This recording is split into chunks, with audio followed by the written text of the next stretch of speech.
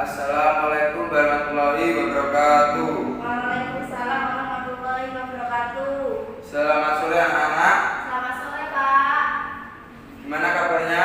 Alhamdulillah baik. Alhamdulillah kalau baik. Terus apakah hari ini ada yang tidak puasa? Ada, Pak. Loh, kenapa sakit ya? Biasa, Pak, perempuan. Ya udah. Terus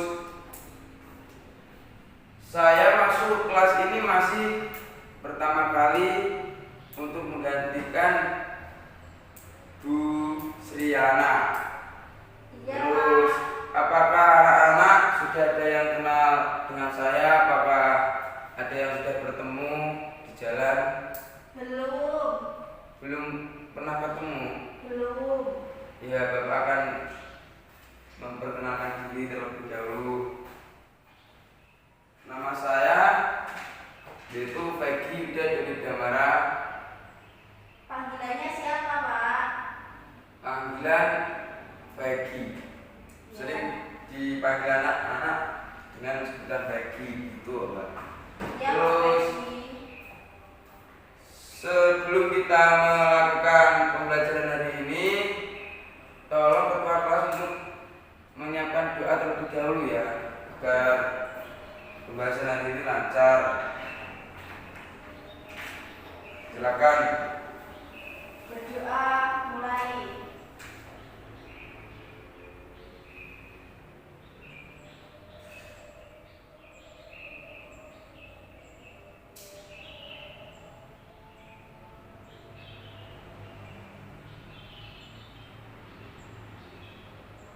Berdoa selesai. Terus kita masuk pertama kali ini di awal Semester, Pak. ya di awal semester, dan hari ini hari pertama kita puasa. Terus dimohon anak-anak itu jaga kesehatan ya, karena di musim ini sangat rawan untuk yaitu penyakit yang dampaknya meluas seperti COVID-19. Itu dimohon anak-anak ketika keluar rumah itu memakai masker dan jangan lupa cuci tangan ya. Iya. Terus di sini saya ditugaskan untuk mengajar mata pelajaran tentang komunikasi kantor, sifat komunikasi kantor. Sebelum kita melangkah ke materi, apakah ada yang tahu dengan apa itu komunikasi atau sifat komunikasi? Gimana Mbaknya? Belum, Pak.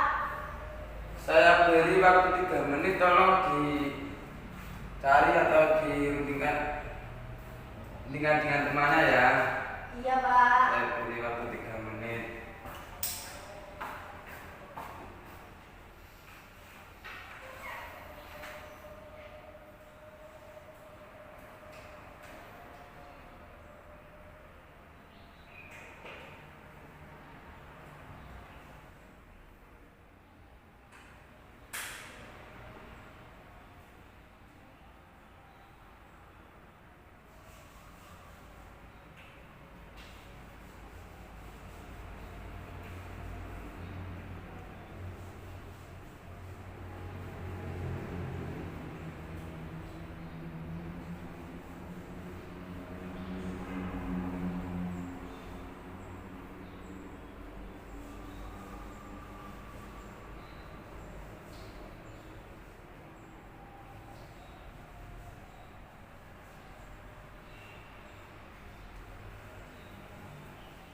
Gimana Mbaknya, apakah sudah ketemu dengan jawaban?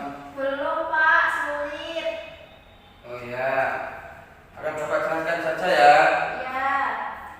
Dengan materi kita hari ini tentang sifat komunikasi kantor. Sifat komunikasi itu dibagi menjadi 4, yaitu ada sifat komunikasi tatap muka. Tolong Anak-anak cari apa pengertian sifat komunikasi tatap muka itu. Bapak beri waktu lagi ya untuk mencari.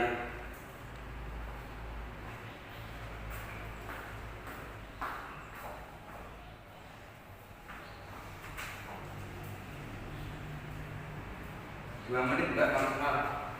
Iya, Pak.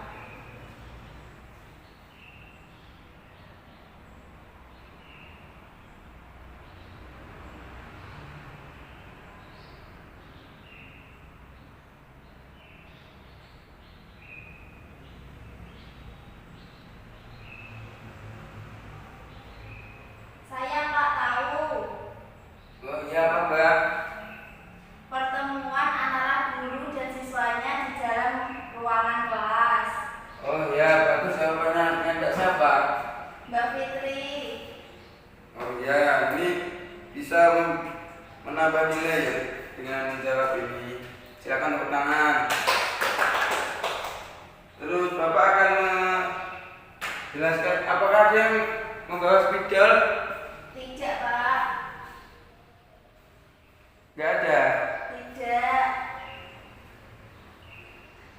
Ya udah, Bapak akan jelaskan saja, semoga semuanya mengerti dengan apa yang Bapak bicarakan.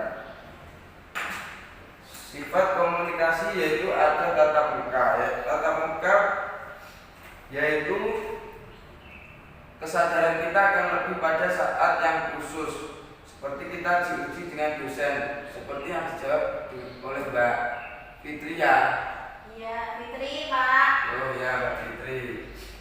Terus ada lagi sifat komunikasi itu kan ada 4. Yang kedua masih ada, siapakah yang ingin menjawab yang kedua? Gimana masnya?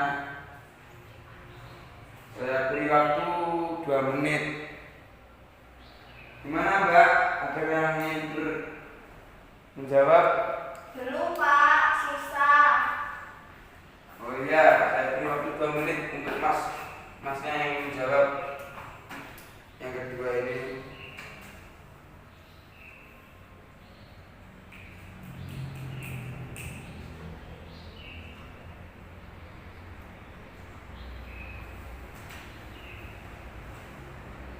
Belum ketemu, Pak, jawabannya.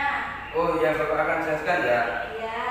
Yang pertama tadi ada sifat komunikasi, ada yang tatap muka. Terus yang kedua ada bermedia. Sifat komunikasi bermedia. Sifat komunikasi bermedia itu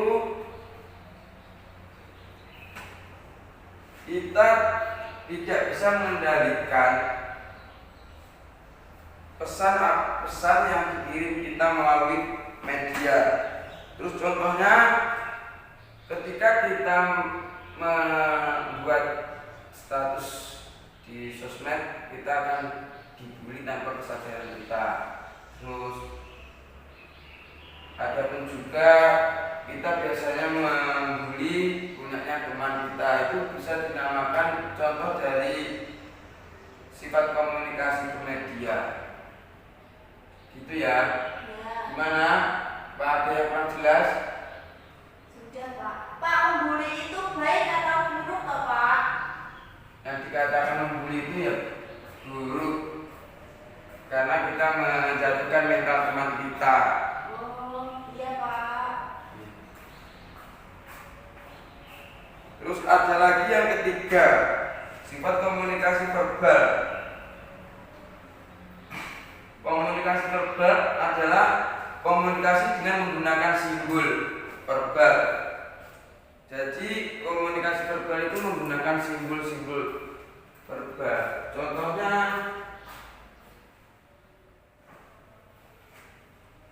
gimana Pak Fitri ya Pak? Ingin memberikan contoh dari simbol-simbol verbal? Ya saya Mencari, Pak. tunggu 1 menit.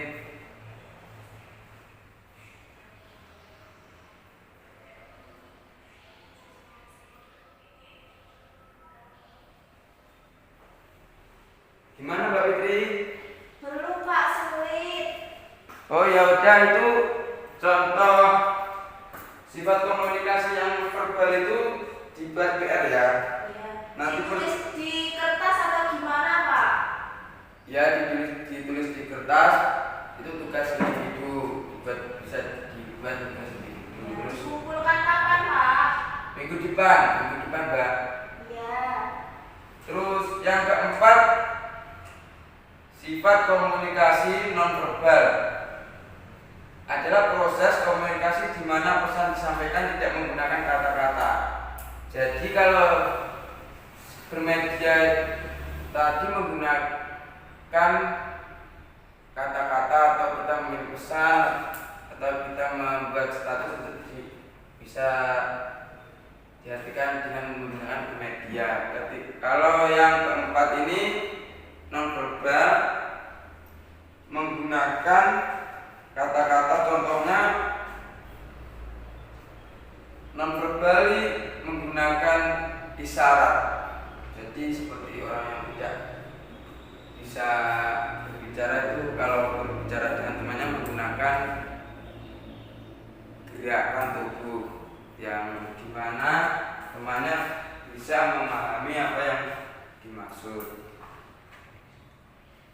Apakah anak-anak bisa memberikan contoh lain untuk nonverbal? Saya beri waktu sekitar 2 menit lah. Iya, Pak.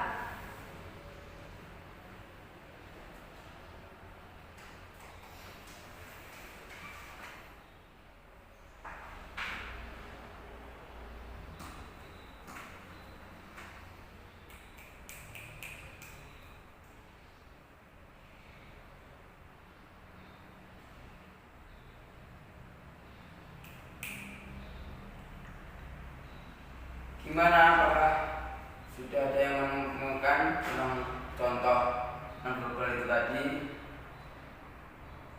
Gimana, Mbak?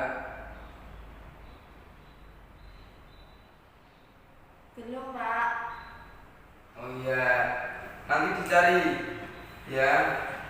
Nambah PR 1 lagi itu contoh yang tadi dan yang nonverbal ini. Terus sekarang kita melanjutkan materi tatanan komunikasi. Sebelum kita melakukan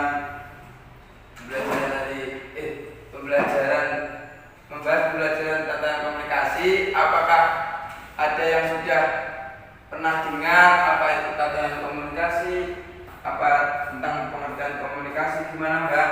Mas-masnya? Belum, Pak. Belum pernah dengar sama sekali ya? Belum. Oh ya, Bapak jelaskan tentang tatanan komunikasi. Tatanan komunikasi ialah proses komunikasi ditinjau dari jumlah komunikan. Apakah satu orang, apa dengan sekelompok orang, itu bisa dinamakan tatanan komunikasi yang ditinjau dari jumlah komunikan. Terus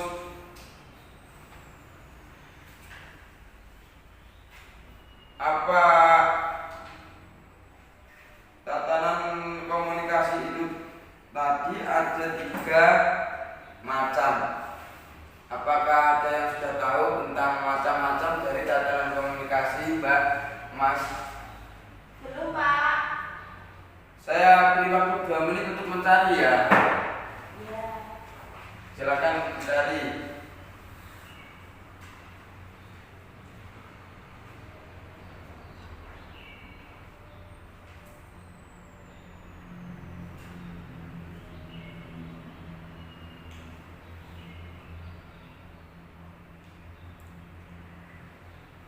Gimana? Apakah ada yang sudah menemukan? Belum. Oh ya, Bapak akan jelaskan lagi. Dengan tatanan komunikasi itu macam-macamnya. Ada komunikasi intrapribadi. Terus apa itu komunikasi intrapribadi? komunikasi yang berlangsung dalam diri kita.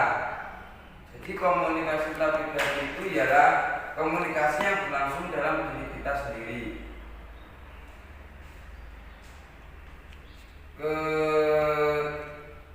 Terus fungsi komunikasi intrapribadi itu ada dua, yaitu untuk mendapatkan respon atau umpan balik. Yang kedua, untuk melakukan antisipasi setelah mengevaluasi respon umpan balik. Itu fungsi dari sifat komunikasi intrapribadi. Terus yang kedua, apakah ada yang sudah menemukan? Belum. Yang kedua ada komunikasi antar pribadi. Komunikasi yang dilakukan oleh dua atau lebih untuk mencapai tujuan tertentu. Jadi komunikasi antar pribadi ini yaitu komunikasi yang dilakukan oleh dua orang atau lebih untuk mencapai tujuan tertentu. Terus fungsinya apakah ada yang tahu tentang fungsi komunikasi antar pribadi? Belum, Pak. Belum juga. Belum. Ya, fungsinya untuk kebutuhan biologis dan psikologis dan untuk memenuhi kewajiban sosial. Itu dinamakan fungsi dari komunikasi antar pribadi. Terus yang ketiga, komunikasi kelompok. Komunikasi yang berlangsung antara seorang komunikator dengan sekelompok yang jumlahnya itu lebih dari 2 orang. Jadi bisa dinamakan komunikasi kelompok ketika seorang komunikator dengan sekelompok orang yang jumlahnya lebih dari 2 orang itu dinamakan komunikasi kelompok dan mempunyai fungsi tersebut. Mempunyai fungsinya itu ada 2. Ada menjalin hubungan sosial antara anggota dan kelompok, itu fungsi dari komunikasi kelompok itu tadi. Dan yang kedua, fungsinya memberikan pendidikan atau edukasi, itu fungsi dari komunikasi kelompok. Terus yang terakhir, Mbak Mas, apakah sudah tahu dengan komunikasi massa? Belum juga, Pak. Itu yang terkait dalam tatanan komunikasi tadi ada 4 macam tatanan komunikasi. Yang terakhir itu komunikasi massa. Komunikasi massa merupakan komunikasi yang menggunakan berbagai macam jenis media seperti media cetak atau media sosial elektronik yang memberikan informasi kepada kita. Jadi intinya kita menggunakan media, menggunakan elektronik yang memberikan data informasi, itu bisa dinamakan komunikasi massa. Terus dan mempunyai fungsi-fungsi tersebut. Mempunyai fungsi apakah Mbak Mas yang ingin memberikan fungsi dari komunikasi massa? Saya beri waktu sekitar 2 menit. Tolong dicari, Mbak ya.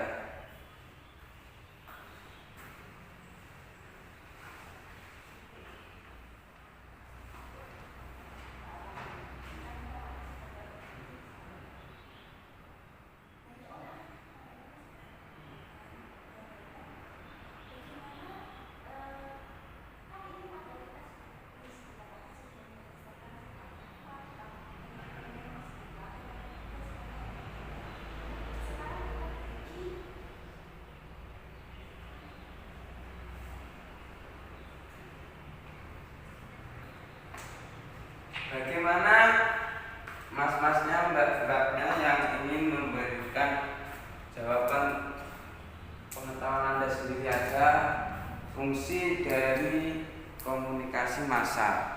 Belum, Pak. belum juga, belum tahu fungsinya ya. Fungsinya sebagai decoder pengubah, sebagai pengamat. Yaitu tadi pengertiannya memberikan informasi dari media massa, sosmed. Terus pembelajaran hari ini materinya sudah habis. Anak-anak silakan untuk mencari kelompok atau membuat kelompok 3 kelompok untuk mencari apa yang kita bahas tadi.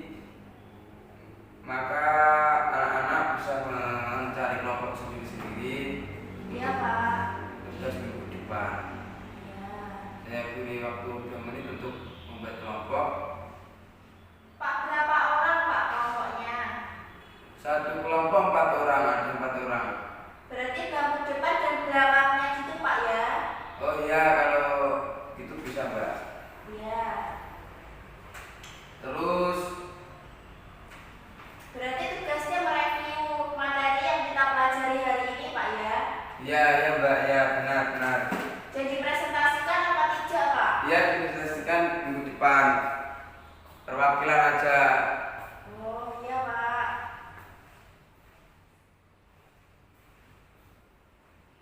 Terus